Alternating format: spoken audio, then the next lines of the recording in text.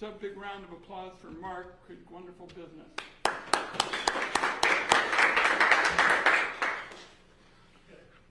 So, did you wave for Mark? Sure, that's one of the most. Oh, good. Okay. Good orchestration. So we are here today because Donald Trump created a very big mess, and we believe he ought to clean it up. And the reality is he knew that he had a big problem for a long time. A big problem because his tariff scheme had difficulties from day one. And the reason we know this is because his lawyers said in a filing that if the tariffs were struck down, they would have to refund tariff money, and they would have to refund it with interest. So we're going to hear an important account this morning about what these tariffs are actually doing. So big thanks to coffee roasters, and big thanks to Hood River Distillers, Benchmade Knives, Refunds Optics, because they're going to lay out for Oregonians what the direct impact of these tariff horrors really mean for growing jobs in Oregon. And just so I give you a little bit of a warning, but a plus, my remarks will not be as long as the Trump marathon monologue, which consumed our time of considerable amounts on the State of the Union. So let me get to the point. The point first is the Supreme Court has ruled clear as Crater Lake that a president cannot impose tariffs without clear authorization from the Congress. And it is time for Congress to reassert its constitutional power over trade. And I have begun that because we actually won a vote on the floor of the United States Senate on my proposal to get rid of his tariffs. We won a vote by 51-47. I won't get into the gory details about telling Mitch McConnell I'd do his laundry for months if he would vote with me. But we led a bipartisan resolution that was successful. And then the courts were successful, and we appreciate Dan Rayfield's leadership, as well our Attorney General. So what's up now is that Trump is pitching a new scheme to snake around the law with this obsession to slap on tariffs that mean more prices, higher prices for consumers in Oregon and nationwide. The painful result of the tariff is these are taxes. We've said it for months. He's denied that. But groceries, cars, electronics, nearly everything else is more expensive, and families get squeezed. So you're going to hear from these small businesses this morning what this actually, means. But the reality is Trump is stiffing them. He is stiffing them with his refusal to refund the estimated $175 billion he took from Americans, including small businesses in Oregon. That refusal to pay bills may be okay when he's dealing with his Atlantic City casinos, which, by the way, went bankrupt. But the U.S. economy and the small businesses deserve far better from Donald Trump than a deadbeat response to money that they're owed because he has had this obsession, with tariffs. So the reality is, instead of ending his cost-raising hike on American families, he imposed a new batch of tariffs that he's threatening to raise to 15%. So we're going to stay at it to get relief from these tariffs because we don't want families to rack up thousands of dollars more a year. They're already taking a chunk out of the bottom lines of everybody here and throughout the state. We're talking about blueberry farmers and brewers, small manufacturers, our semiconductor industry. They're driving farmers into bankruptcy by driving up costs and closing down export markets. Thousands of good-paying trade jobs under pressure thanks to the Trump tariffs. Voters are not having it. Even a lot of Republicans know these trade taxes aren't popular, which is why I was able to get Republican support for my bipartisan effort on the floor of the Senate. So the only people keeping Trump's tariffs in place are Trump and Republicans in the Congress. And they ought to rein in the tariff chaos, and if they would stop acting like bobbleheads while Trump drives the economy into a ditch, Oregonians are going to be a lot better off, and you'll hear about that this morning. So I really appreciate our guests, and let's have our host, Mark, kick this off, and John, Jason, Erica, they're all going to give you the actual facts on the ground. But this is, as I said, a mess that was created exclusively by Donald Trump. It didn't have to happen. A lot of us said that it was going to cause gratuitous pain, and now you're going to hear about it. Mark, why don't you get us started? Sure. Thanks, Ron. Well, welcome to Portland Coffee Roasters. Happy to have you here. We are celebrating our 30th year, and without question, this is 30 years! 30 years in Central East Side is a big deal, and stayed in Multnomah County through the whole thick and thin of everything. So we're proud to be here, but also just to give you some insight, it was probably our toughest year as a company. Coffee prices, if you didn't know, are way up. Everybody that drinks coffee knows this. Last year they were, well over $4 as an average base. So when we're looking at a tariff for us, that was upwards of 50 to 60 cents a pound. That relates to an extra $1 a pound when you come to wholesale to the consumer. Now, the problem with our business is that we book quite a few months out. We have contracts with grocery stores. We're not allowed to pass it on to the consumer, so we weren't able to pass these on. And when this last year, I think we averaged, like I said, 50 to 60 cents a pound, but in totality, it was over $350,000 in cost. That was just like when we had a container on the water, we booked it maybe 6 months ago.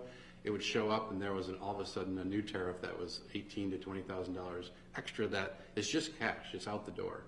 So when you're doing your, and this year we had a little bit of a downturn in terms of sales volume, so we had to lay off a few people. When you have costs like that, it's not unusual. In addition to that, the direct impact to people and our staff is we had to eliminate things like our holiday pay, holiday bonuses, and just look at things that, at the end of the year when we're looking at healthcare and trying to evaluate all of the things we want to do. We're a proud Oregon company. We've provided benefits since almost day one. We provide great benefits to our team. It's just that's what suffers when you have to pay these unusually unexpected high costs of tariffs. And for us, that's unacceptable. We knew it was illegal from the day one. We're just prideful of the work with our AG and obviously Ron here, pushing things through. We don't expect it to be overnight, that we'll get some money back, but we'll be on this for the next several years. If it takes that long, hopefully people come to their senses and realize that when you take money from small business like us, it's really quite needed in certain times. So thank you and appreciate it. Bravo, Mike.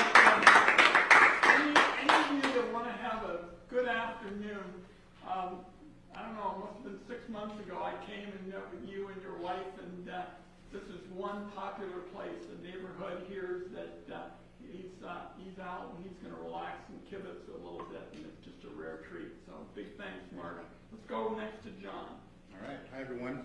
My name is John Biasis with Benchmade Knife Company. Thanks for having me, and thank you, Senator Wyden, for your leadership, especially on the Finance Committee. He made some big changes on the R&D tax front, which benefits small businesses here in Oregon. Oregon companies were known to be creators, craftsmen, innovators. So we approached tariffs with kind of the same mindset. We had to do something novel to get out of harm's way, but we still took a punch on the chin and still trying to find our way out of it. So with leaders like Senator Wyden on our side and working bipartisanly to get this going is the momentum we really need. In about 6 months, pretty much overnight, we saw costs increase by millions of dollars. And for a lot of our products, we import premium steels from overseas. We were never subjected to any kind of import tariff or tax before, and now all of a sudden it is. Just because American industry can't make that type of product, we're being penalized for it. With that said, we've lost a lot of vendors here in Oregon. We've been in here almost 40 years as well. A lot of our industry, a lot of our partners are here in the local Clackamas, Portland area, and we've lost about 5 or 6 key vendors that have been partners with us for decades. just citing tariffs, cost increases, and the inability to continue their business. But again, with the spirit of innovation in mind, we're trying everything we can to avoid impacts to our workforce, avoid impacts to our financials, and keep our strength. But honestly, the impact, we could not invest in capital equipment, we could not invest in people, hiring, training, all of those key programs that we call part of our DNA, we had to push the pause button on this year. We're determined to get that back again with support from Senator Wyden, but I just encourage us all to look at what it would look like to unwind these challenging times and do this for the sake of Oregon. So thank you for having me. John, thank you. Well said. Now let's go with Jason, and then we're going to save Erica for last, because I can tell you on the plane last night, people heard that I was going to talk about tariffs today, and the people from Hood River certainly had some spicy things to say about tariffs, and that's her hometown. Okay, Jason. Yeah, well, thank you for having us, Senator Wyden, and being a champion of small business here in Oregon. Thank you to all of you for coming out. My name is Jason Bolt, and I'm just excited to be here to talk about our business and then the impact the tariffs have had. So I founded my company, Refunds, in 2010 out of my apartment at University of Oregon while I was a student down there. I always have to say go Ducks because they gave me so much. It started with a simple belief that we could create a premium eyewear company and do it the right way. Today we're a global brand. We've sold more than 3 million pairs of lenses around the world. I'm very proud of that, thank you. For the past 9 years, so we've been at this for a long time, we've been manufacturing right here in downtown Portland, Oregon. We're very proud of that. We've been awarded the Oregon Manufacturer of the Year twice. We've been named a Newsweek and Inc. magazine fastest growing company multiple years in a row. So we're growing, we're creating jobs. How many years in a row? Let's see, Inc. magazine was twice, Newsweek once, Shopify, fastest growing online store 2 years ago. We're growing, it's exciting. We love making product here, and we're hiring, we're investing in expanding domestic production every year. We have $1 million of more machinery showing up in March. So we're committed, we're set up right down in the Pearl next to Keene. I'm very passionate about making product. I think it's important. I believe owning the process from design to development to manufacturing is incredibly important.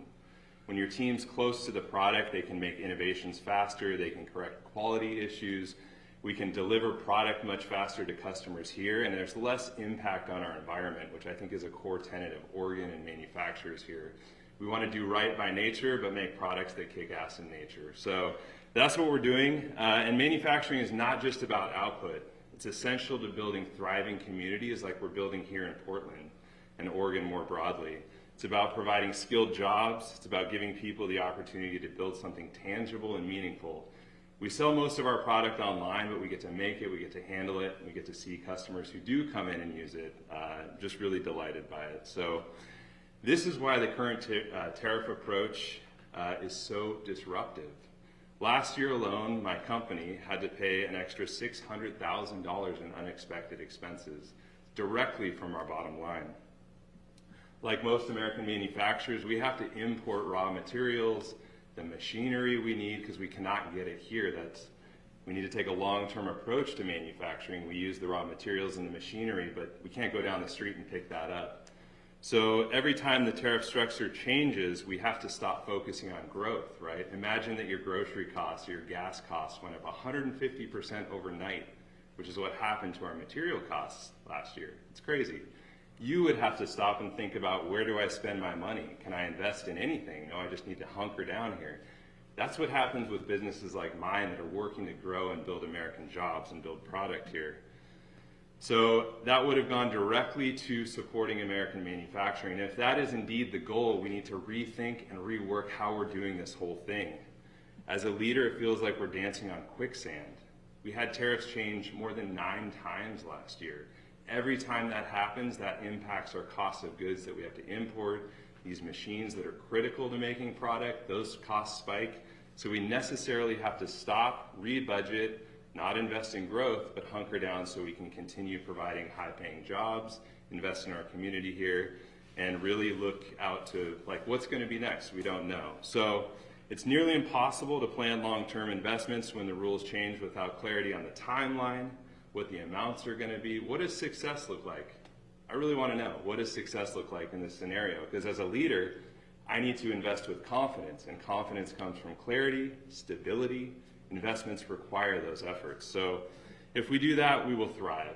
Oregon manufacturers are ready. We're up here. We invest in this community. Our time, our effort, our energy, our money, our teams are doing that. But with the current sporadic approach, it's working against the very goal we're setting out to achieve here. We want to keep building here. We want to keep hiring here. We want to keep proving that American-made is not just possible, it's very powerful and essential for so many reasons. With clarity and collaboration, we can do exactly that. Thank you. Jason, thank you. That was Tariff 101. Thank you very much. And I thought it'd be fitting to have Erica wrap up, and let me just paint the picture for you last night. Probably one of the things I like most in life is to get seat 17C on Alaska Airlines, because I have long legs and we have sort of a town hall meeting in the aisle when we start that. And we last until the flight attendants tell us we have to break it up, and then we can't continue it. The topic in the aisle last night was tariffs, and there were folks from Hood River saying, "What are you going to do, Ron? What are you going to do when you get there to talk about tariffs?" And they go, "Yeah." So it's really fitting. Go to it. All right, thank you. My name is Erica Mitchell. I'm from Hood River Distillers, and we are celebrating our 92nd anniversary this year. I'd like to begin by thanking Senator Wyden for his tireless leadership and unwavering commitment to protect Oregon businesses from the devastating effects of the Trump-era tariffs. He has been a steadfast voice for fairness, transparency, and common sense trade policy, qualities that are very rare in Washington, but matter deeply to Oregon businesses. For months, our local manufacturers, craft producers, and family-owned companies have carried the heavy burden of these tariffs. What began as a political decision in Washington has become a daily struggle in our communities, raising costs, squeezing margins, and threatening jobs. These policies have punished the very businesses that build and sustain our economy. Here in Oregon, we've seen the impact firsthand. Companies like Hood River Distillers, family-owned and operated for generations, have faced impossible choices, delaying investments, reducing staff and benefits, and in some cases, considering closure. At Hood River Distillers, tariffs have forced us to delay or eliminate hiring positions, postpone equipment maintenance, and absorb rising input costs as we have no opportunity to pass these costs on to our customers. The result has been a significant reduction in gross profits and reduced investment in our people and our future. Senator Wyden understands that trade policy should empower, not penalize, American small businesses. We applaud his efforts to roll back these tariffs and strengthen Oregon's economy. If Hood River Distillers is able to recover our tariffs paid, we are prepared to restore the positions that were eliminated and move forward with planned improvements. Despite the Supreme Court ruling, this fight is not over. Business leaders, workers, and policymakers must continue standing together to ensure these punitive tariffs are permanently repealed and the affected businesses can recover the tariffs paid over the past year. With Senator Wyden's continued leadership, I am confident we can protect Oregon jobs and strengthen our communities to ensure a stronger future for Oregon enterprise. Thank you. Erica, thank you. Let's take some questions from press calls. Yeah. I was just wondering how you all are going about recouping the tariffs you paid. Are you filing lawsuits in the Court of International Trade, or what's your strategy? Well, I can tell you, we don't have money to fight a lawsuit, so we're going to rely on. Oh, sorry. I can tell you from our perspective, we don't have the money to fight it. Personally, we're too small of a business to do it on our own. We're relying on lawsuits that are existing to help push it through. Our AG's, hopefully his lawsuit will help us in the end. But that's pretty much. I don't think many small businesses have the cost structure to basically do it. Yeah. So just to make clear, you directly import coffee beans and you actually pay the tariff yourself? Yes, yeah. So we at some cases we do that, yes. In some cases it goes through a importer who directly passes that line item to us, and so we're essentially paying that tariff, yes. So you have paperwork that shows the... Yes, all the receipts are there, yeah. Lots and lots. So every container that comes in for us, it had a line item last year that had a tariff, we were responsible for it. Senator Wyden, Can I just add one point and then we go to that? Any of the other one you want to talk about? There's an organization that I would recommend checking out, especially for any other small business in the area. It's called We Pay the Tariffs. And it's a group of, I think, 900 businesses and growing nationwide that are sort of, because we can't afford the lawsuit, coming together and unifying to go after refunds in many ways. We pay most of our $600,000 in growing to FedEx, actually, because that's, that goes to the importer of record. So FedEx, I think, has already filed a lawsuit to recoup those funds. And then I think the next step would be, we don't have a lot of clarity on that, that we would get that money back from FedEx, which is kind of odd, but that's how things are sort of working as we understand it for now. Yeah, there are a lot of questions that remain, but here's the key thing. The Trump administration, after saying, and I noted this, that if the tariffs were struck down, they knew they would have to refund small businesses. As of today, and maybe something happened in the last couple hours, the Trump administration hasn't taken any steps to return any of the tariff money that they illegally took from American importers. So after saying that they would get help to these kinds of folks, they're forcing these businesses, as you just heard, to go through bureaucratic, water torture to try to make their way through the court system to fight for the refunds. I, as Oregon's senior senator, do not believe our small businesses. We are a small business state, folks. When you've counted the big businesses and you make it, you're through maybe 4 or 5, you're done with the big businesses. We are a small business state. And I don't think these small businesses should have to go through a lengthy legal process to get what is owed to them and what the Trump lawyers actually said in court proceedings they would do if it was struck down. Senator, is there a mechanism to pay back this much money within the federal government? I mean, this would be an unprecedented kind of refund. What mechanism exists to do that? First of all, and I'm a supporter of looking at laws and legal principles, but when any tariff refunds get paid, I believe big corporations that raise prices should pass along savings to the customers who bore the brunt of the cost. So you don't need a law to do that. What we have always said in Oregon is that we're always about building, partnerships. We believe in markets, we believe in innovation, we especially believe in small business. I wrote the law so that the Small Business Administration would basically be in charge of the refunds. So everything is tilted towards fairness in small businesses. Heather, we are looking at various ways in which you could actually write a law, a prescriptive law. It is, pretty challenging for the reasons that your question implied. But make no mistake about it. I mean, not American Express, but a couple of companies already have been filing, and they have indicated that they ought to, if they get the money quickly, they ought to refund it, and they're big businesses. Okay. Senator Wyden, kind of going off of that, I think I'm struggling to understand a little bit, just more specifics exactly how this legislation would do that. I know you have a 180-day time limit. They have to be refunded within 180 days. And how realistically is the clock already started? Kind of how are we expecting to get that done within the next? Well, the bill has not been passed, right. but theoretically, I should say.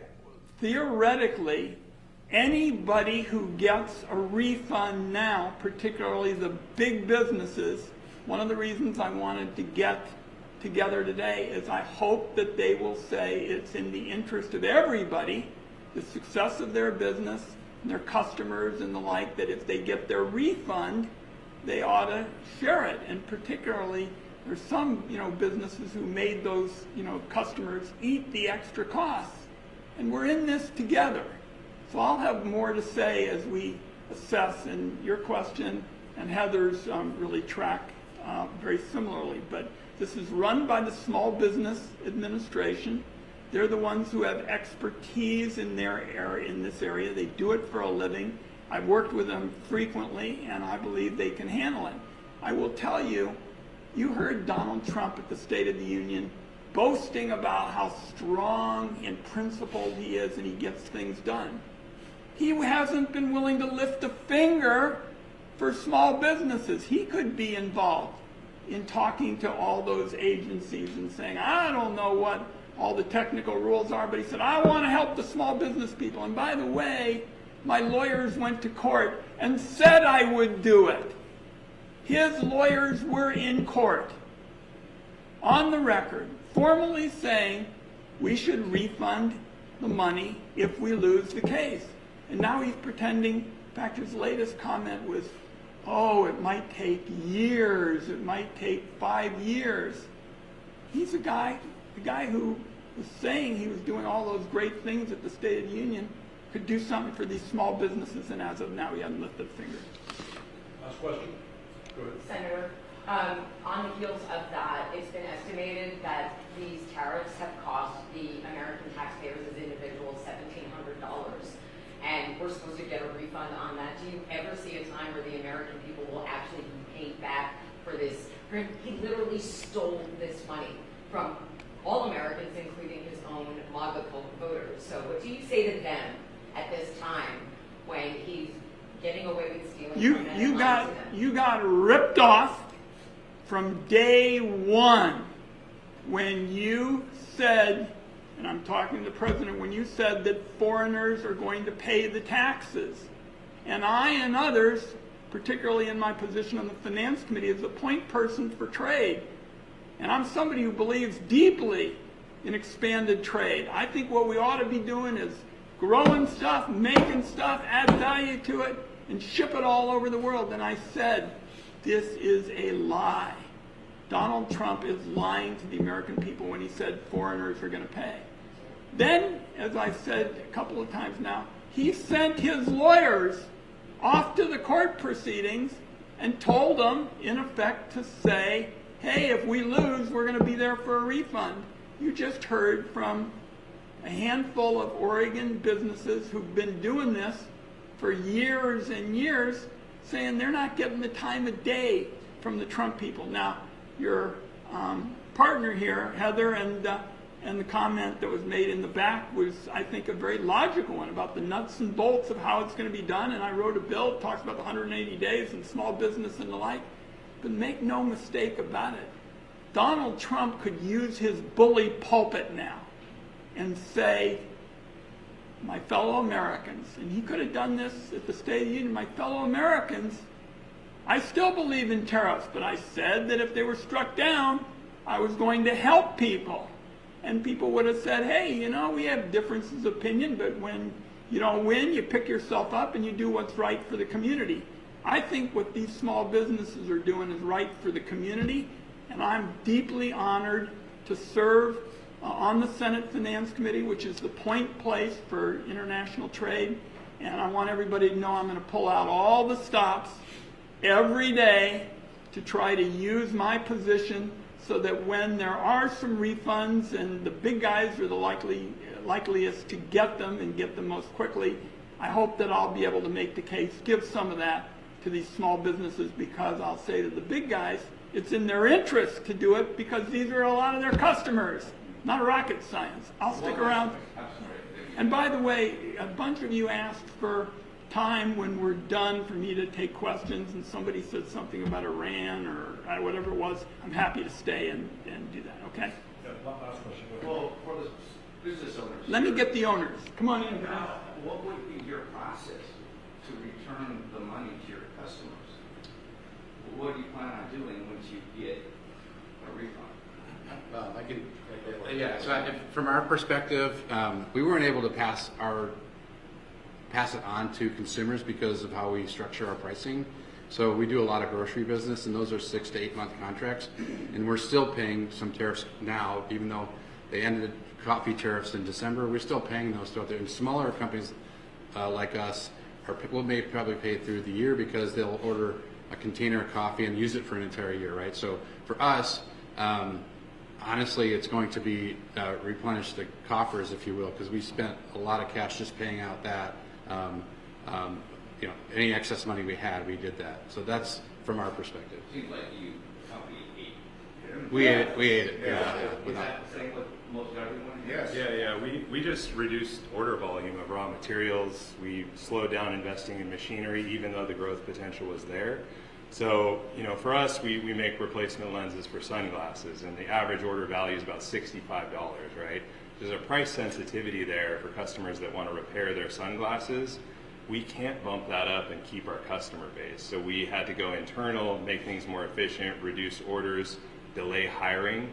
Once we get that money back, it's going directly into building our business and expanding manufacturing here. So I think what Senator Wyden is saying is absolutely true. This is stalling American manufacturing growth, reducing the number of jobs that we can make. The draft legislation that I filed has 26 sponsors on it. And the bill speaks specifically to small businesses, the kind of folks that we're talking about. I wrote it that way because that is the foundation for our state. Obviously, there are big businesses who also are concerned, and that's why I'm talking about particularly using the bully pulpit for them. My sense is after listening here is it doesn't seem like the actual consumers don't receive some money back, or it'll be very difficult. We are looking for ways. It is much more challenging to do it, but certainly for big companies who get a refund, I believe that speaking out now and citing what the president said he would do, which was give people, refunds, and he didn't sort of separate out one group or another, will make sense, because when the American people hear that refunds are going out, and particularly to big businesses, many of whom have done quite well, we're making a good argument that even without further legislation and further requirements, the big businesses should try to make help available to the users, and I'm pushing for that. Thanks, everybody. Thanks. It was such a